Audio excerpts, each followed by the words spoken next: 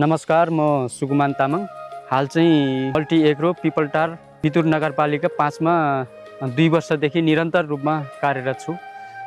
यसमा चाहिँ हामी मल्टी एग्रो कम्पनीबाट चाहिँ व्यावसायिक रूपमा अम्बा खेती ठुलो भोलममा गरिराखेको हुँदाखेरि चाहिँ अब सम्पूर्ण किसानहरू दाजुभाइ तथा दिदीबहिनीहरू सम्पूर्ण व्यावसायिक रूपमा फलफुल खेती गर्न इच्छुक व्यक्तिहरूलाई चाहिँ हामी सिकाउन पनि चाहन्छौँ। तपाईँहरूको अनुभव हामी पनि सिक्ने, यो चाहिँ जुन मरुन्जेलसम्म चाहिँ हामी सिक्दै जाने कुरो छ।